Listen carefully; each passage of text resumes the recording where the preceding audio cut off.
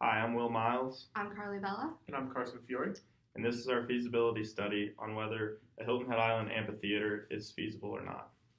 The Hilton Head Island amphitheater will be sponsored by the Surge Group, which is a local business that owns restaurants and puts on events.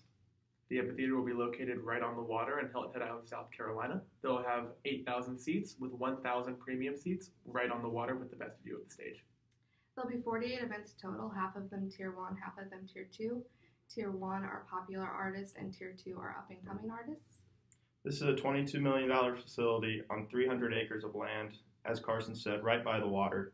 And throughout this video, we will see whether this project is feasible or not.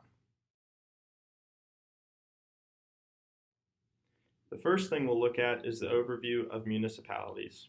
There are 5 main areas in the Beaufort County region: Hilton Head Island, Bluffton, Beaufort, Port Royal, and Yemassee.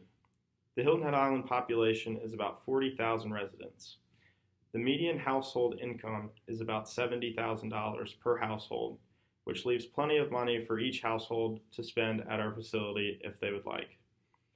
The total tourist population per year is about 2.67 million, which is a lot of tourism to the area and brings a lot of people to our facility. The government's budget, the local Hilton Head Island government budget, is about $4.3 million per year for projects and facilities, and $2 million of that would go to our facility for the next 5 years. We also analyzed the demographic and psychographic data of Hilton Head Island and the surrounding areas. When you look at Hilton Head Island specifically, it's a pretty small market, only 40,000 people live there. 33.4% of that 40,000 are retirees who would not be a target market for our concerts and shows that we put on at the amphitheater. However, in the surrounding areas, there's a much larger share of a market that we can access. In Columbia, there's a population of 133,000 people. Charleston has a population of 135,000 people. And Savannah has a population of 146,000 people. These people can always drive into Hilton Head to visit. It can even be a day trip. It's only a 2.5-hour drive at its greatest to any of the 3 places. And so accessing those markets are crucial to helping make this amphitheater feasible. Looking at psychographic data as well, Hilton Head Island is a hub of art, recreation, and tourism, and they use that and promote that a lot. There's also plenty of room for a larger venue in Hilton Head, with a smaller venue such as the Tiki Hut only bringing in small name acts, whereas our amphitheater would bring in larger acts that people would pay more money to see and also draw a much larger crowd to come visit. The next thing we looked at was the venue data, and we compared it to 2 different amphitheaters. One is the Brandon Amphitheater in Mississippi, which was built in 2016 for around $20 million and 250 acres. We did like to incorporate their tier level seating with premium seating by the stage. The other theater we looked at was the DTE Energy Music Theater in Michigan, where we'd like to incorporate their merchandise booth, concession stands wrapped around the venue, large video screens for farther away seats, and parking with 2 main entrances and exits, so there's a timely ingress and egress. While incorporating this all, we think that our amphitheater will be closer to 300 acres and $22 million to build. Our projects will utilize a covered stage with tier level seating facing the water. Premium seating will be right on the water, and they'll have their own food vendors and closest access to the bathrooms. The concession stands will be wrapped around the facility, so it's easy to get a food or beverage. There'll be a general office where you can get any questions answered. If you have any ticketing issues or if you need first aid, there is a booth where artists can sell merchandise. The bathroom facilities will be located all along the concourse.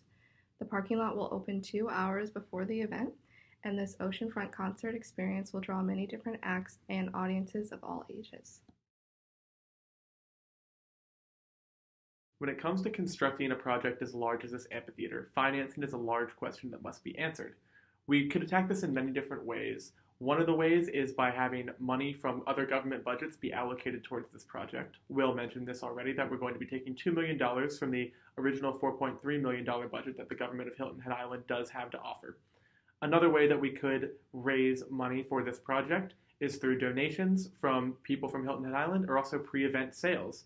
One thing that a lot of football stadiums do is they sell bricks from around the area that you can engrave, and we think this would be a very cool way to help raise some money for construction costs while also offering a good personalization for a lot of the people that will be visiting the venue. Another major thing that you could do is selling ad space. We have definitely taken this one on, and we have $10 million coming in from the Surge Group on naming rights deal, as well as 5 small businesses paying $100,000 a year for 5 years for signage around the venue. In addition, we are also going to be looking at a loan of $16 million that will help us finance the build. Our revenue sources are going to be parking, which is open 2 hours before the show starts, which encourages people to tailgate. We'll have concessions, which will be catered by Surge Group, who is our main sponsorship. There'll be a merchandise booth rental fee for the artists if they decide to sell stuff. Tickets will be our major source of revenue, though. Tier 1 will be more expensive because there'll be better artists than Tier 2. And the premium seating packages will also be a major source of revenue for us. Next, we'll look at the growth rate of income and expenses. The concert and live events industry has shown significant signs of growth in the past 5 years and shows no sign of slowing down in the future.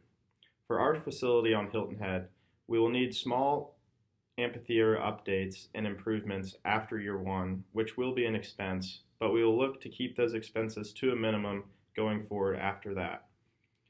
Also, the Hilton Head Island population will not be able to grow very much going forward due to the size of the island. However, the tourist inflow will have a potential revenue growth for our facility. Lastly, we'll look at the economic and fiscal impacts. Hilton Head Island features 200 shops and over 250 restaurants that will all be positively impacted by this amphitheater. An example that we looked at was an amphitheater built in St. John's, Florida. This amphitheater brought in $17.3 million to the area and also brought in 207 jobs. Hilton Head Island is the #1 ranked island in the U.S. according to Travel and Leisure. So this is already a booming area, and this amphitheater would bring in even more tourism to this thriving area. Our amphitheater will be a great addition to this already thriving economy. Now looking at our financial statements, we'll start with the T account. You can see that we've generated a first year cash balance of $1.9 million. This is largely in part to the $16 million loan on the left side of the table, as well as the $18 million building on the right side of the table.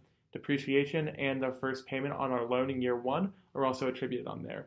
Speaking of loans, on the loan schedule, you can see that we have paid off our loan in 20 years.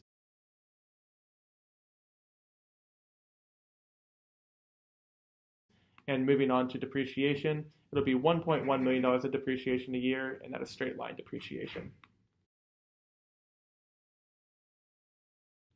Looking at the income statement, you can see that we do generate revenue in all 5 years. However, we do generate a lot more revenue in year 1, which is largely due to the fact that the Omni Resort and the hotel sponsorship generates more money in the first year than it does in the next few years.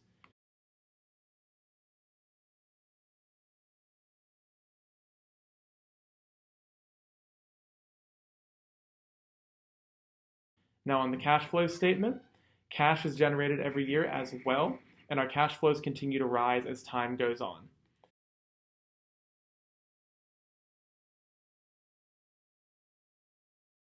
This all accumulates onto the balance sheet, where you can see that our assets and liabilities and equity do balance every year. And a main section of this balance sheet that is very important to look at is the cash balance at the beginning of every year, as well as the accumulated depreciation going up every year. And the only major liability that we do have to account for is the long-term debt that you can see slowly going down year by year on the balance sheet.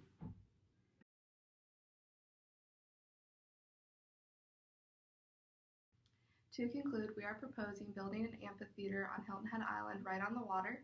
It'll be 300 acres and $22 million to build. When looking at the feasibility, we have determined that it is feasible to build this facility. We can't afford to finance the build, and we will look to increase our revenue and our cash flow with minimum expenses moving forward. Thank you for listening to our proposal, and we look forward to advancing this project.